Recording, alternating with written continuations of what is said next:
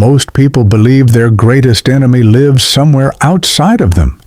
They imagine it in the form of a competitor, a critic, a bad economy, a difficult past, or circumstances that seem too heavy to carry. They point outward when life feels hard. They blame the world when dreams feel distant. They say the system is broken, the odds are unfair, and success belongs only to the lucky few. But the truth, the brutal, liberating, undeniable truth, is far simpler. Your greatest enemy does not live outside of you. It lives inside your mind. Because the moment you lose control of your mind begins to control you. And when that happens, fear speaks louder than vision. Doubt becomes louder than belief. Comfort becomes stronger than ambition. And slowly, almost invisibly, your life begins to shrink to the size of your excuses. But history tells another story, a different story, a story about individuals who refused to let their minds run wild with doubt and limitation.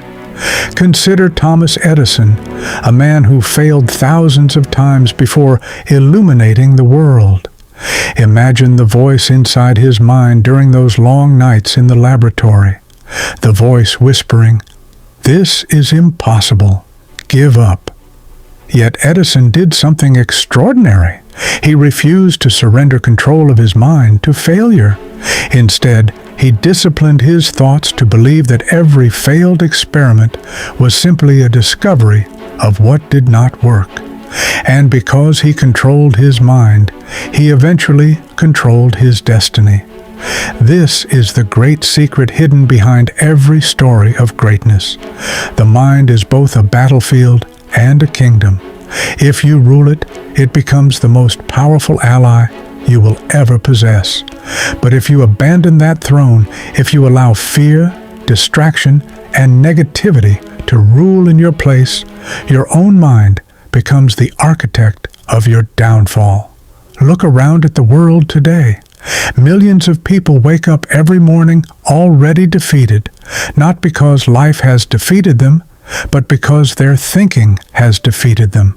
They wake up scrolling through distractions, absorbing other people's opinions, comparing their lives to illusions on glowing screens. Their minds are not focused on building something meaningful. Their minds are reacting, drifting, wandering, and a wandering mind rarely builds a powerful life. A wandering mind becomes a prisoner of circumstance. But the men and women who rise above the crowd understand something that most people never fully realize. The mind must be trained like a warrior. It must be sharpened like a blade. It must be directed with purpose, because the mind, by its nature, will drift toward comfort, fear, and doubt if left unattended. Think of the mind like a garden. Leave a garden unattended, and weeds will grow without invitation. Negativity, fear, jealousy, resentment, these are the weeds of the human mind. They require no effort to appear. They grow naturally in the absence of conscious control.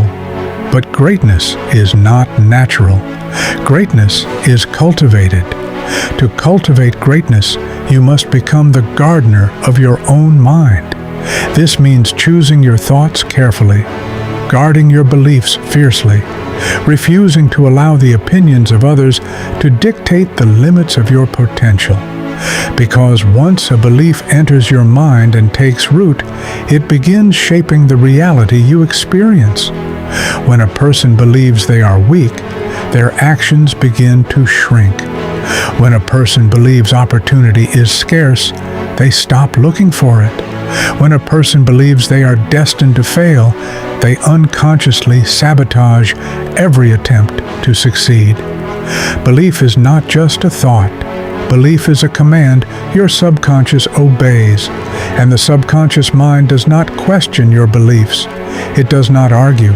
It simply accepts what you repeat to it most often and begins shaping your behavior around it. This is why some people build empires while others build excuses. Both are following the commands of their own minds. Consider Henry Ford, a man who once declared that the automobile would belong to the common man, not just the wealthy elite. Experts laughed, engineers doubted him. Critics called the idea absurd. But Ford had already conquered the most important territory, his own mind.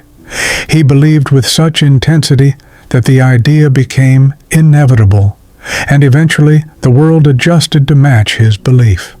This is the power hidden within disciplined thinking. It is the power to shape reality before reality even exists. But the tragedy of modern life is that most people have surrendered their minds to noise, endless information, endless comparison, endless distraction. They consume thousands of other people's thoughts every day, but rarely pause to command their own. And a mind filled with noise cannot produce clarity. Clarity is the birthplace of power. When a person gains control over their mind, something extraordinary begins to happen. They stop reacting to life and begin directing it. They stop chasing approval and begin pursuing purpose.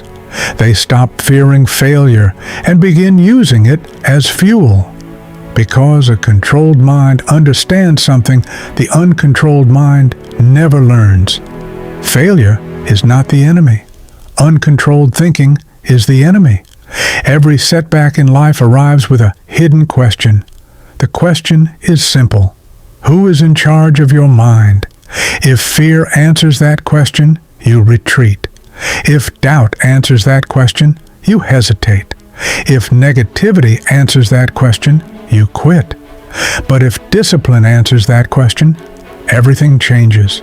Because discipline does not eliminate fear. It commands the mind to move forward anyway. Think of Abraham Lincoln, a man who faced defeat after defeat long before he ever reached the presidency. Business failures, political losses, personal tragedies that would have crushed the spirit of an ordinary person. Yet Lincoln refused to surrender control of his thinking to despair. While others saw repeated defeat, he saw preparation. While others would have concluded their story was over, Lincoln believed his story had not yet begun. And belief like that is never accidental. It is the product of a disciplined mind. The mind that you control becomes a compass guiding your life toward possibility.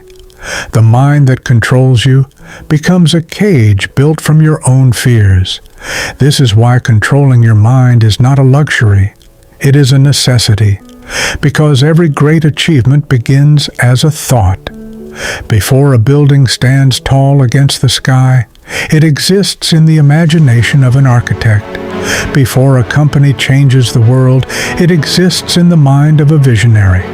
Before a dream becomes reality, it exists as a quiet conviction in the mind of someone brave enough to believe it. Your mind is the blueprint of your life, and if the blueprint is filled with doubt, the structure will never rise. But when the blueprint is drawn with belief, purpose, and clarity, the structure becomes inevitable. The challenge is that controlling the mind requires daily effort. It requires vigilance. It requires the willingness to confront your own thinking with honesty. You must ask yourself powerful questions. What thoughts dominate my mind every day? Do I feed my mind with vision, or do I poison it with fear? Am I directing my thinking toward purpose, or allowing the world to scatter my attention in 1,000 directions? Because whatever dominates your thoughts will eventually dominate your life. The individual who constantly thinks about problems begins to live inside problems.